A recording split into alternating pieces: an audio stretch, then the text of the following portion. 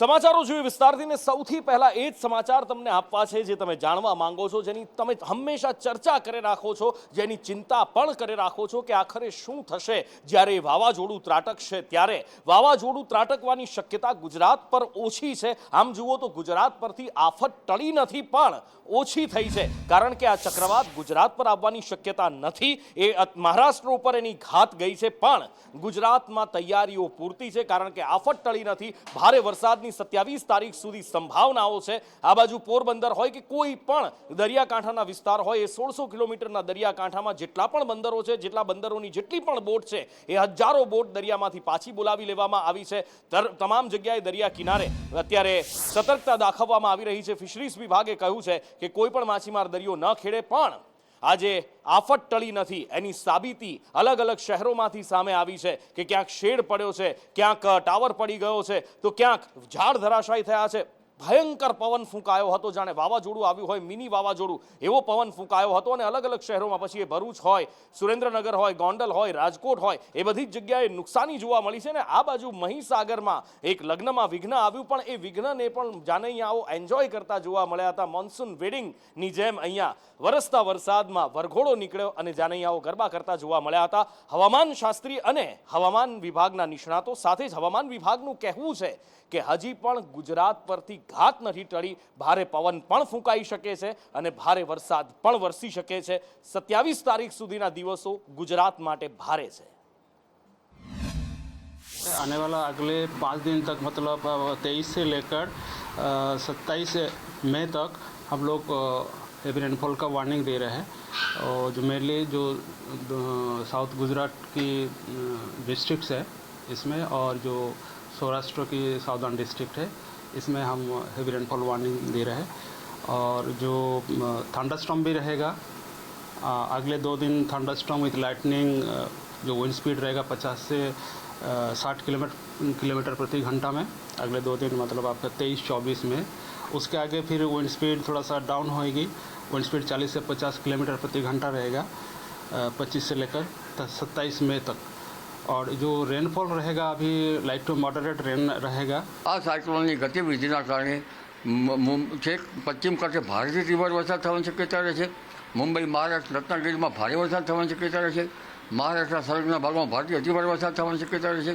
દક્ષિણ ગુજરાતના ભાગોમાં, વલસાડ ભાગના ભાગોમાં ભારેથી અતિભારે વરસાદ થવાની શક્યતા છે।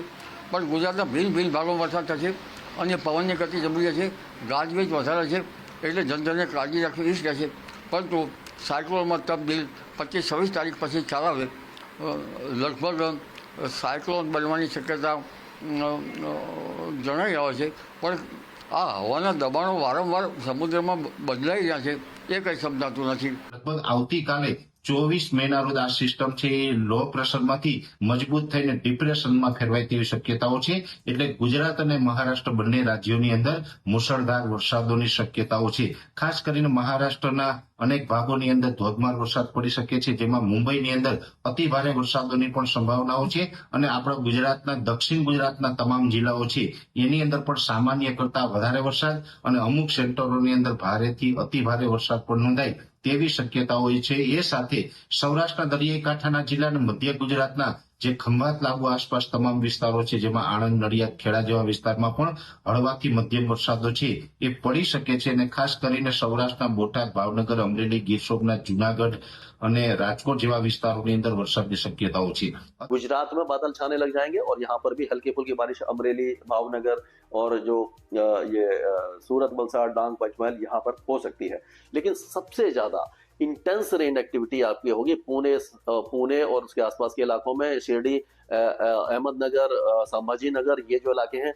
और हो सकता है कि जब विदर्भ के कुछ इलाके, हिंगोली, लातूर, जलना, उस्मानाबाद, सांगली, सतारा, कोल्हापुर, सिंदूर, रत्नागिरी, गोवा और महाबलेश्वर, अलीबाग, मुंबई, थाने, दहानू, ये सारे इलाके मूसलाधार बारिश देखेंगे अगले 2 दिनों के दौरान। Yesterday low pressure area now intensified into a well-marked low pressure area over east central Arabian Sea of South Konkan Goa at 0 UTC, means 5:30 hours IST of today. And we also have reported heavy rainfall over Ratnagiri station. You can see that red color warning has been issued for Konkan and Goa regions where isolated heavy to very heavy and extremely heavy rainfall can occur with lightning and thunderstorm activity due to the presence of the low pressure area over east central Arabian Sea.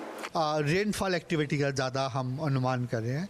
हवाएं तो चलो उसी में रहता है 40 से 50, कुछ area में 45 to 55 रहने का अनुमान है।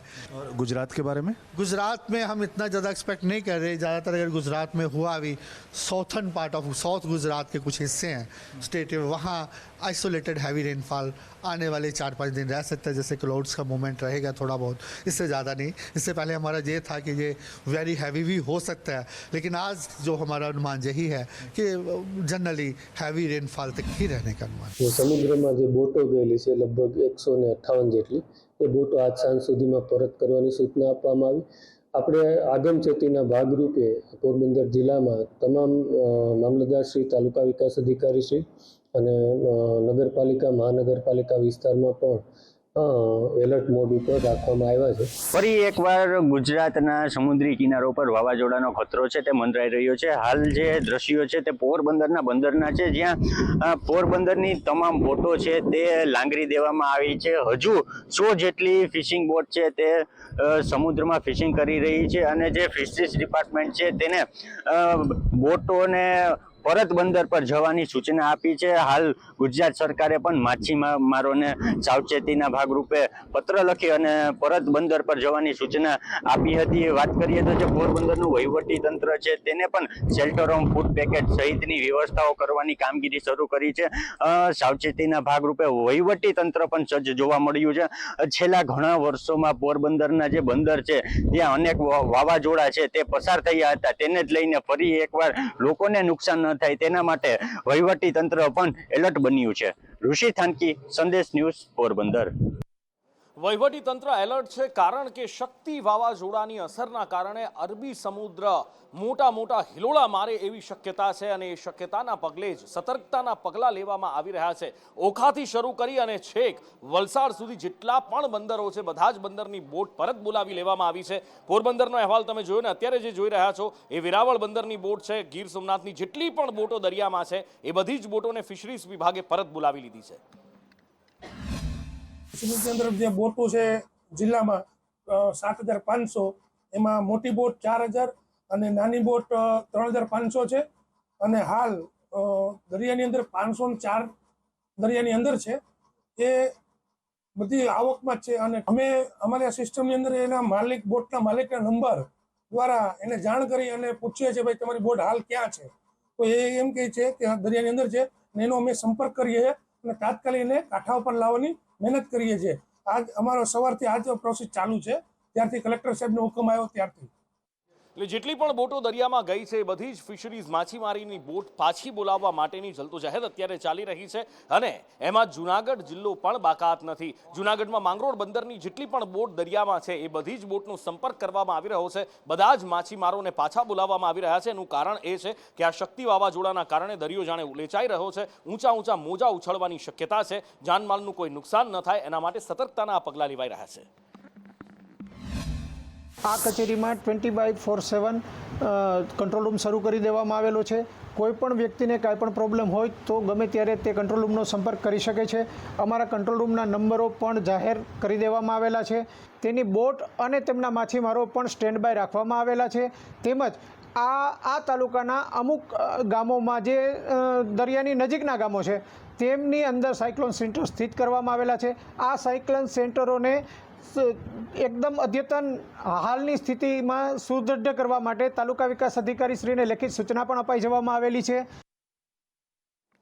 એટલે વાવાઝોડાનું જોખમ તો ટળ્યું છે પણ ઘાત ગુજરાત પરથી નથી ટળી। એ વાવાઝોડું જે ગુજરાત તરફ ગતિ કરી રહ્યું હતું હવે મહારાષ્ટ્રને ધામરોળી રહ્યું છે અને અત્યારે વિન્ડી એનું ટ્રેકર બતાવી રહ્યું છે। અત્યારે વાવાઝોડું અરબી સમુદ્રમાં છે અત્યારે 5 વાગ્યાના સુમારે અને ત્યાંથી પછી આગળ ગતિ કરતું આ બાજુ મહારાષ્ટ્રની અંદર જશે। રત્નાગીરી હોય, સતારા હોય અને છેલ્લે મુંબઈને પણ એ ધમરોળવાનું છે। એટલે કે આખું મહારાષ્ટ્ર અને મહારાષ્ટ્રની સાથે ગોવામાં પણ એની અસર થવાની છે અને આ એ વરસાદી વાદળો અને વરસાદી સિસ્ટમ અહીંયા દેખાય રહી છે એ ચક્રવાતના કારણે કે જે મહારાષ્ટ્રને ધમરોળી નાખશે ને એની સાથે ગુજરાતના દક્ષિણ ભાગમાં એટલે કે દક્ષિણ ગુજરાતમાં પણ એની અસરો થવાની છે। 26 તારીખની આસપાસ 25, 26, 27 તારીખની આસપાસ ગુજરાતમાં પણ એની અસર થવાની શક્યતા છે. દક્ષિણ ગુજરાતમાં ભારેથી અતિ ભારે વરસાદ થઈ શકે છે અને એની સાથે સાથે સૌરાષ્ટ્રના પણ કેટલાક ભાગોમાં વરસાદ વરસી શકે છે. અને જે માછીમારોને દરિયો ન ખેડવાની સૂચના આપવામાં આવી છે એનું કારણ અહીંયા આગળ તમને બતાવવું છે કે જે દરિયામાં ઊંચા મોજા ઉછળવાની શક્યતા છે એ દરિયામાં ઊંચા મોજા ઉછળવાની શક્યતાના કારણે જ આ સંભાવનાના જોતા જ સતર્કતાના પગલાં ભરવામાં આવી રહ્યા છે. અત્યારે આ અરબી સમુદ્રનો ભાગ છે, આ બાજુ ઓમાન છે, આ બાજુ ઉપર કરાચી ને અહીંયા આપણો ભારતનો દરિયાકાંઠો છે. અત્યારે તમે જુઓ તો આ કેટલા ફૂટ મોજા અત્યારની કન્ડિશનની અંદર દેખાઈ રહ્યા છે. તો ગુજરાતમાં 3 થી 4 ફૂટના 5 ફૂટ સુધીના મોજા ઉછળતા દેખાય છે અને એ સામાન્ય મોજા છે. પણ આ બાજુ તમે જ્યાં દક્ષિણ ભારતની આસપાસ જાઓ છો તો ત્યાં 10 ફૂટના મોજા પણ જેમ જેમ સમય આગળ વધતો જાય છે, જેમ જેમ આ ચક્રવાત હાવી થતું જાય છે, એમ તમે જોશો કે આખો અરબી સાગર છે, અરબ સાગર, આખો અરબી સમુદ્ર એ ગુલાબી થતો તમને દેખાશે અને એની અસર છેક ગુજરાત સુધી 26 તારીખે ગુજરાત સુધી એની અસર આવતી 26 તારીખથી આવવાની શરૂઆત થઈ જશે. અને અહીંયા તમે જોશો તો 8 થી 10 ફૂટના મોજા ગુજરાતમાં પણ ઉછળવાની શક્યતા ગુજરાતના દરિયાકાંઠે, અને એ પણ આ બાજુ કચ્છના દરિયાકાંઠાથી શરૂ કરી અને છેક વલસાડ સુધી આપણને એની અસર દેખાશે. અને મુંબઈના દરિયાકાંઠે તો સૌથી વધારે કહેર જોવા મળશે કે જ્યાં આગળ 10 થી લઈ અને 15 ફૂટ સુધીના મોજા ઉછળવાની શક્યતા પણ વ્યક્ત કરવામાં આવી રહી છે. અને એટલા માટે જ જે ફિશિંગ બોટો છે આટલેથી કદાચ આપણે જોઈએ તો આ કરાચીથી અહીંયા ઇન્ટરનેશનલ મરીન બોર્ડર આવે છે અને આ મરીન બોર્ડરની આ બાજુના ભાગમાં જેટલી પણ માછીમારી બોટ હોય, જો આ કન્ડિશનમાં દરિયામાં રહે તો એ પરિસ્થિતિ ભયાનક થઈ શકે છે. ને એટલા માટે જ 10 થી 11 ફૂટના મોજા જો ગુજરાતના દરિયાકાંઠે ઉછળતા હોય એની સાથે સાથે મુંબઈ અને પછી નીચેના ભાગની અંદર પણ જે મોજા 12 થી 15 ફૂટ સુધીના ઉછળવાની શક્યતા અત્યારે વિંડીનું અનુમાન વ્યક્ત કરી રહ્યું છે. અને એના જ કારણે આ સતર્કતાના પગલાં ભરવામાં આવી રહ્યા છે. ચક્રવાતની ઘાત ગુજરાત પરથી ટળી ગઈ છે પણ હજી આફત ઓછી નથી થઈ, એટલે સતર્ક રહેવું ખૂબ જરૂરી છે, ખાસ દક્ષિણ ગુજરાત, સૌરાષ્ટ્રના લોકો માટે.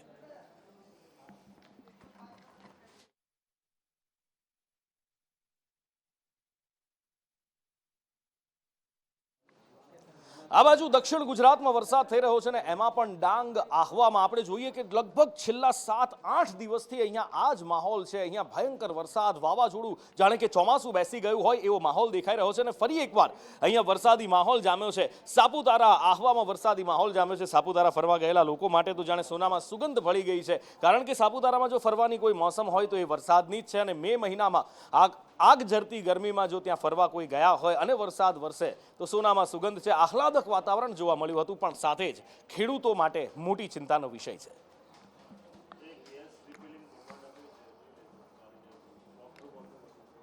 અને આ વણ નોતરેલો મેઘરાજો, આ કમોસમી વરસાદ છેલ્લા 1 અઠવાડિયાથી કાઠિયાવાડની ધરતીને ધમરોળી રહ્યો છે. કાઠિયાવાડમાં આખો અમરેલી જિલ્લો આ કમોસમી વરસાદનો ભોગ બન્યો છે અને ઉનાળુ પાકનો સોથ વળી ગયો છે. ફરી એકવાર આજ સવારથી જ અમરેલીના બગસરા પંથકમાં વરસાદ વરસ્યો છે. ધીમી ધારે વરસાદ શરૂ થયો હતો, ક્યારેક વચ્ચે વચ્ચે મોટા ઝાપટા પણ પડી જતા હતા. શેરીઓમાંથી પાણી વહેતા થઈ જાય એવો વરસાદ અહીંયા વરસ્યો હતો. વીજળીના કડાકા ભડાકા સાથે ખેડૂતોની મહા મહેનત, જે મહા મુસીબતે એમણે પાક ઉછેર્યો હોય, ઊભો કર્યો હોય, બાજરી, તલ કે પછી બીજો કોઈ પણ પાક, આ બાજુ અમરેલી જિલ્લો છે એટલે સ્વાભાવિક રીતે અહીંયા કેરીનો પાક પણ થતો હોય છે, એ બધો જ પાક નાશ પામવાની ભીતિ છે. જામખા, જેઠિયાવદર અને બગસરાની આસપાસના બધા જ વિસ્તારોની અંદર વરસાદ વરસ્યો છે.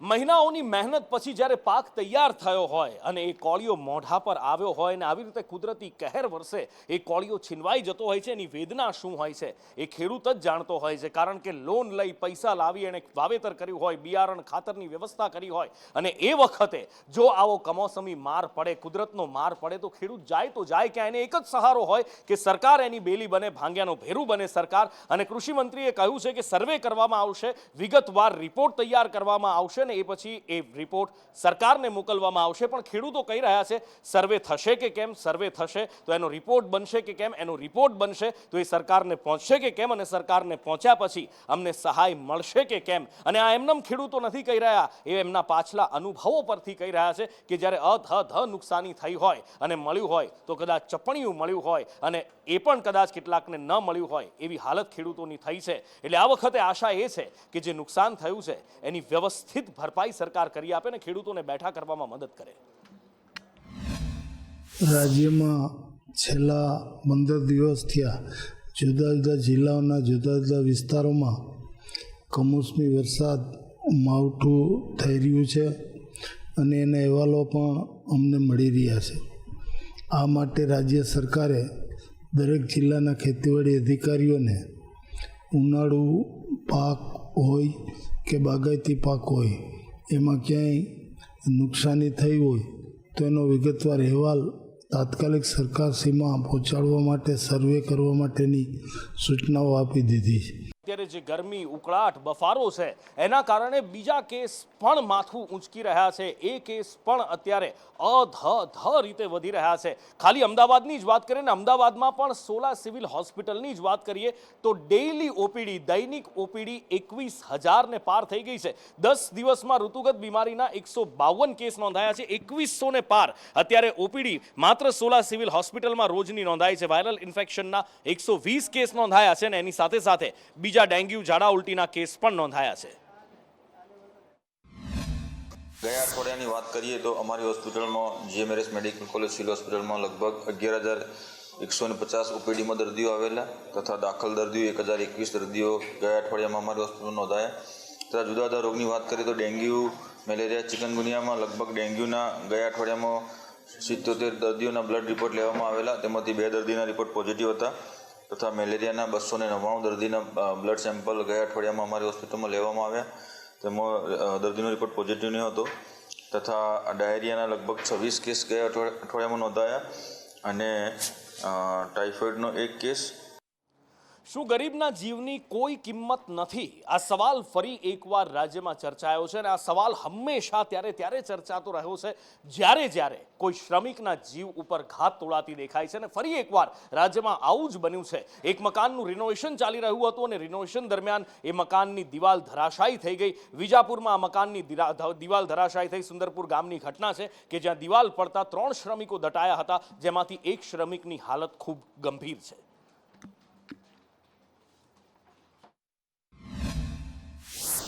ટોટલ 6 હતા, તેમાંથી રેસ્ક્યુ કરી દીધા છે 3ની ડેડ બોડી મળે છે.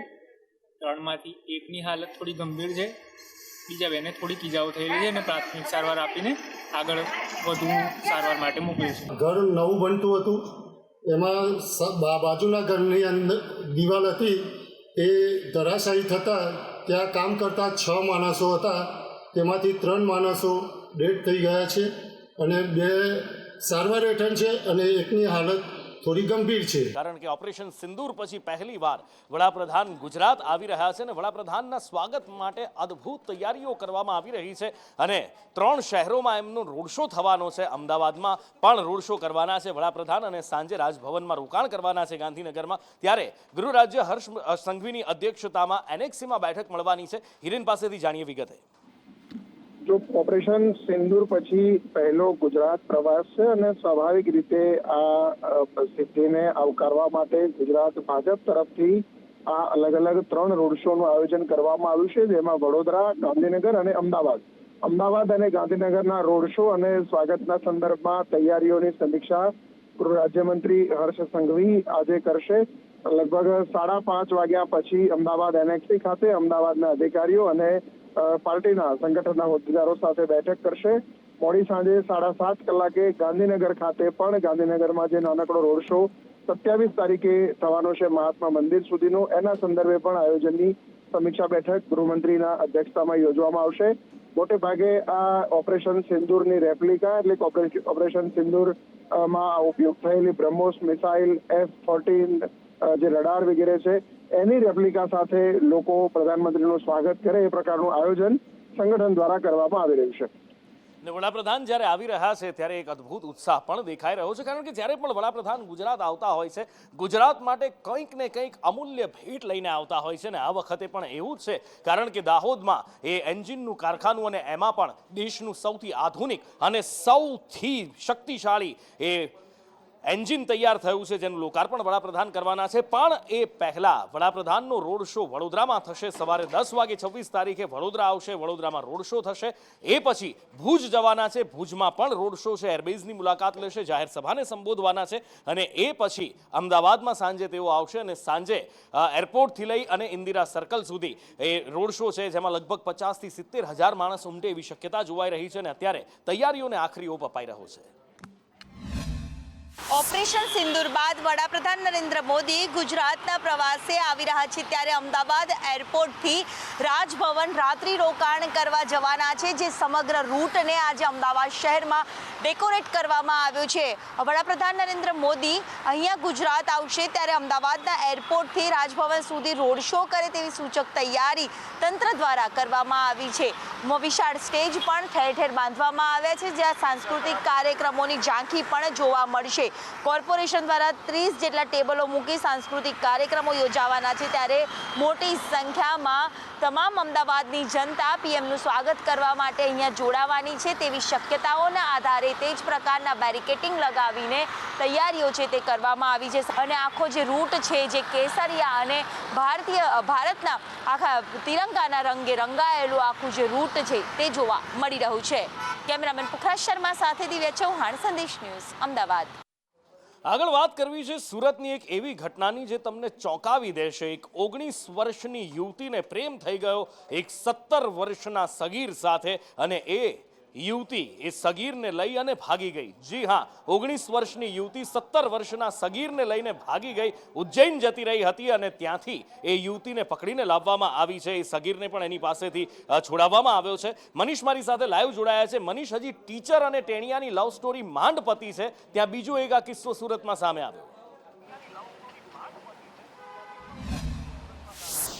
જી બિલકુલ, વાત કરીએ તો સુરતના લિંબાયત વિસ્તારમાંથી વિચિત્ર કિસ્સો સામે આવ્યો છે, જ્યાં આગળ એક 19 વર્ષીય યુવતી છે તે 17 વર્ષીય કિશોરને ભગાડી ગઈ હતી. આજે 17 વર્ષીય કિશોરી 17 વર્ષીય જે કિશોર છે અને 19 વર્ષીય યુવતી છે તે લિંબાયત વિસ્તારમાં એક જ સોસાયટીમાં રહેતા હતા. બંનેવને આંખ મળી હતી. ત્યારબાદ આજે બંનેવ છે તે ભાગી જવાનો પ્લાન બનાવ્યો હતો. મહત્વની વાત એ છે કે જ્યારે કિશોર ભાગ્યો હતો તેના ઘરમાંથી તે 25,000 રૂપિયા પણ લઈને ભાગ્યો હતો અને તેઓ ઉજ્જૈન ભાગી ગયા હતા. ત્યારબાદ મહારાષ્ટ્રના જે જલગાંવમાં ભાગી ગયા હતા અને આખરે તેમની પાસે પૈસા ખતમ જતા તેઓ સુરત આવ્યા હતા. સમગ્ર મામલે જે માતા પિતાએ પોલીસ ફરિયાદ નોંધાવી હતી કે તેમનો દીકરો છે તે ગુમ થયો છે, ત્યારે આ બંદેવ આવતા હકીકત સામે આવી હતી કે દીકરો ગુમ નહીં થયો હતો, પરંતુ તેના જ વિસ્તારમાં રહેતી જે 19 વર્ષીય યુવતી છે તે ભગાઈ ગઈ હતી અને પ્રેમજાળમાં ફસાવ્યો હતો.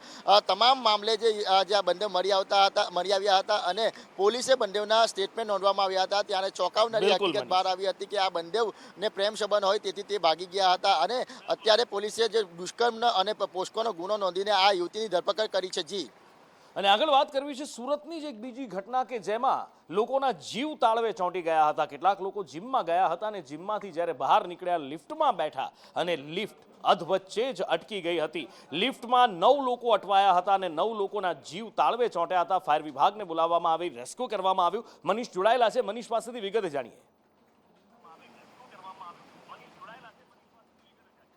જી નુપુર, વાત કરીએ તો સુરત શહેરમાં લીઝ કાપવાના અનેક બનાવો બનતા હોય છે, ત્યારે સુરતના પીપલોદ ખાતે આવેલા જે મોલની ઘટના છે, જાંગારી આ જે લોકો છે તે જીમની અંદર કસરત કરીને જ્યારે નીચે ઉતરી રહ્યા હતા ત્યારે અચાનક જ લીફ ખાપકી ગઈ હતી.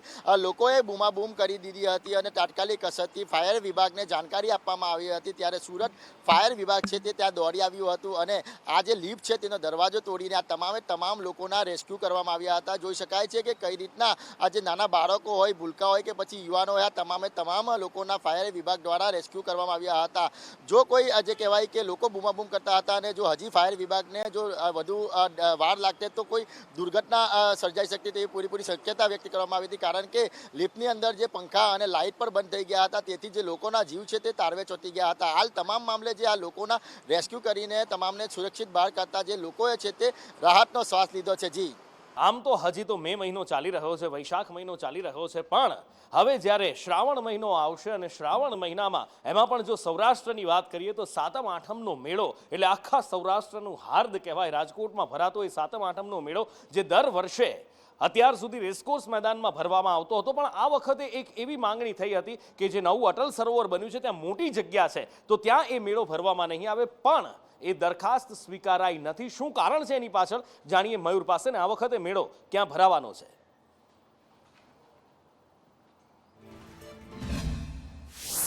નુપુર, જન્માષ્ટમીના મેળાની આખું વર્ષ લોકો રાહ જોતા હોય છે અને તેની તૈયારી છે તે લગભગ 2-2.5 મહિના પહેલાં જ શરૂ થઈ જતી હોય છે. આ માટેના ટેન્ડર સહિતના જે પ્રક્રિયા છે તે 2 મહિના પહેલાં શરૂ થઈ જાય છે, એટલે કે જૂન મહિનાના પહેલા સપ્તાહથી મહાપાલિકાનું આપણે કલેક્ટરનું તંત્ર છે આના માટે લાગી જતું હોય છે. પહેલી માગણી એ હતી કે હવે વસ્તી વધી છે, સાથે સાથે જે સહેલાણીઓ છે એ પણ મોટા પ્રમાણમાં આવે છે, એટલે કે અટલ સરોવરની બાજુમાં જે નવું રેસકોર્સ છે ત્યાં જન્માષ્ટમીનો મેળો યોજવામાં આવે. કલેક્ટર તંત્રે ત્યાંની જમીન અંગેનો સર્વે કર્યો હતો, પરંતુ સર્વેના અંતે સામે આવ્યું છે કે ત્યાં લોકમેળો યોજવો શક્ય નથી. શક્ય નથી એટલા માટે કારણ કે આખી જમીન છે તે સમતળ નથી, ત્યાં ખાડા ટેકરા છે ને તેને સમતળ કરવા માટે લગભગ 1 થી 2 વર્ષ જેટલો સમય લાગી શકે છે. એટલે એ દરખાસ્ત છે અત્યારે પડતી મૂકવામાં આવી છે. હવે જે દર વર્ષે જ્યાં લોકમેળો યોજાય છે રેસકોર્સના મેદાનની અંદર જ આ વખતે પણ લોકમેળો યોજવાની કલેક્ટર તંત્રે તૈયારી આરંભી છે. જન્માષ્ટમીનો મેળો આમ તો શ્રાવણ મહિનાની અંદર થાય છે, પરંતુ એની તૈયારી છે જૂન મહિનાથી જ શરૂ કરી દેવામાં આવશે. જી હા, આમ તો અત્યારે સમય આવી ગયો છે કે મોટા ભાગની વસ્તી શહેરોમાં વસે છે અને અહીંયા તબેલામાંથી મળતું દૂધ ખૂબ મોંઘું હોય છે, એટલે આમ જુઓ તો સામાન્ય માણસની પહોંચની બહાર હોય છે. લોકો ડેરીનું દૂધ પીવા માટે મજબૂર હોય છે, પણ જો એમાં ભેળસેળ થાય તો સામાન્ય લોકોની હાલત શું થાય. આ વખતે આ ફરિયાદ ઉઠી છે બરોડા ડેરી સંલગ્ન નાની ડેરીઓમાંથી કે જેમાં ભેળસેળ થતું હોવાની રાવ ઉઠી હતી, ભેળસેળની આ ફરિયાદ ઉઠી હતી અને આ નાની મોટી દૂધ મંડળીઓનું એક મોટું કૌભાંડ સામે આવ્યું છે, જેમાં છોટાઉદેપુર બોલેલીની દૂધ મંડળીમાં કૌભાંડનો પર્દાફાશ થયો છે કે દૂધ મંડળીના પ્રમુખ અને મંત્રી જ આ કૌભાંડના સાક્ષી બન્યા છે, જેમાં દૂધમાં ભેળસેળ કરવામાં આવતી હતી. ચેતન ઇનામદાર એક મારો શિષ્ય છે અને એ પણ મારો મિત્ર છે. એને આવા કમાન્ડો વારંવાર બરોડા ડેરીના કમાન્ડો બહાર પાડ્યા છે. ખૂબ સરસ રીતે એને રજૂઆત કરી છે, બીજા ધારાસભ્યોની સાથે છે, બધા દરેક તાલુકાના ધારાસભ્યની સાથે છે અને બધા રજૂઆત કરી છે. છતાં આવા ખરા કાંડ કરે છે બરોડા ડેરી. એના આજે એનો પુરાવો છે. ડીસર તાલુકાનો મેરા કોઈ ગામ છે, તેમાં મૃત સભાસદોના નામે નામ ભરી દૂધ ભરી ને પૈસા મંત્રીને પ્રમુખ ઉઘરાવે છે, પણ એ મોટું કૌભાંડ 38 લાખનું છે, છતાં પણ કોઈ પગલાં લેતું નથી. આવું તો સંખેડા તાલુકામાં પણ કૌભાંડ છે, તેમાં પણ ખૂબ મોટો ભ્રષ્ટાચાર છે. દૂધનું ટેમ્પો આવતું હતું, વાહન આવતું હતું દૂધનું. પછી એ લોકો ખાલી કેનમાં પાણી નાખતા હતા અને આગળ જઈને જે એ લોકો કરતા હતા આપણે ખબર નહીં. પૈસા કેવી રીતે મળતા હતા? એ પૈસા અમારા ખાતામાં જમા થાય એટલે અમારા જે ગ્રાહક હોય તે અમારે આલ દેવા અને એમના પૈસા હોય તો એ લઈ લે. કેટલા સમય ચાલ્યું આવ્યું બધું? લગભગ 28-29 દિવસ થયેલા છે. બરાબર. દૂધમાં પાણી નાખી દીધું? હા, દૂધમાં પાણી આગળથી નાખતા હતા. અમારા આગળ તો ખાલી કેનમાં પાણી લઈને જતા હતા. પાણી જોડે લઈને જતા હતા? હા.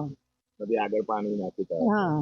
બરાબર. અને પૈસા તમને કેવી રીતે મળતા? એ લોકો લઈ લેતા કે તમને 10 દિવસે જમા થતા હતા? 10 દિવસે જમા થાય, અમે ઉપાડી લાગીએ પૈસા. એટલે તમારા ગ્રાહકના પૈસા લઈ લો અને અમારા પૈસા. હા. આ દૂધ કઈ જતું હતું? નંદપુર કસ્ટર ઉપર. કૃણાલ મારી સાથે વધુ માહિતી સાથે લાઈવ જોડાયા છે. કૃણાલ, અહીંયા લોકોના સ્વાસ્થ્ય સાથે પણ ચેડા સ્વાસ્થ્યવર્ધક દૂધ ન મળે અને બીજી બાજુ પૈસાનું પણ મોટું ગમન.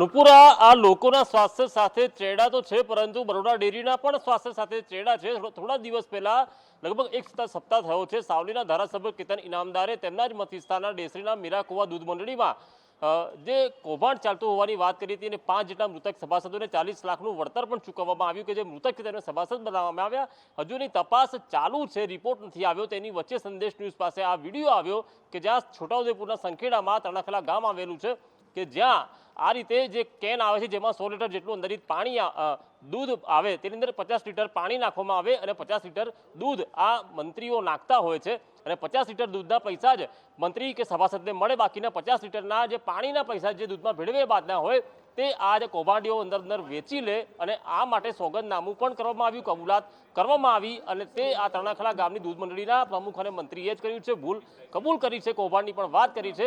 સમગ્ર મામલો આવ્યો છે બોડેલી ચિલિંગ સેન્ટરનો કે જ્યાંના કર્મચારી છે કોન્ટ્રાક્ટનો પ્રવીણ બારિયા કે જેનો કોન્ટ્રાક્ટ ચાલે છે ટેમ્પર ચલાવવાનો, તે આ સમગ્ર કૌભાંડ ઓપરેટ કરતો હોવાની પણ આ સોગંદનામું છે।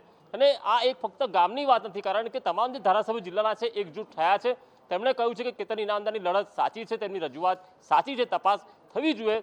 ત્યારે અજીત ઠાકોર કે જેઓ પૂર્વ ચેરમેન છે ડેરીના તે પણ બહાર આવ્યા, તેમણે પણ કૌભાંડની વાત કરી। હવે નરેન્દ્ર મુખી કે જેઓ પણ પૂર્વ ધારાસભ્ય અને બરોડા ડેરીના ચેરમેન છે તેમણે પણ કહ્યું કે કેતન ઇનામદાર અને ભાજપના અનેક ધારાસભ્યો કહેતા તો કેમ કોઈ સાંભળતું નથી। એટલે આ સવાલો અને જવાબો કોઈ સાંભળતું કેમ નથી અને આના રિપોર્ટ કેમ આવતા નથી અને આ કૌભાંડ કેમ ઉજાગર થતું નથી, આવા સવાલો જ્યારે ઊભા થાય ત્યારે ચોક્કસથી એક વાત તો શંકા ઉપજાવે છે કે આ કૌભાંડીઓને કોણ છાવરે છે।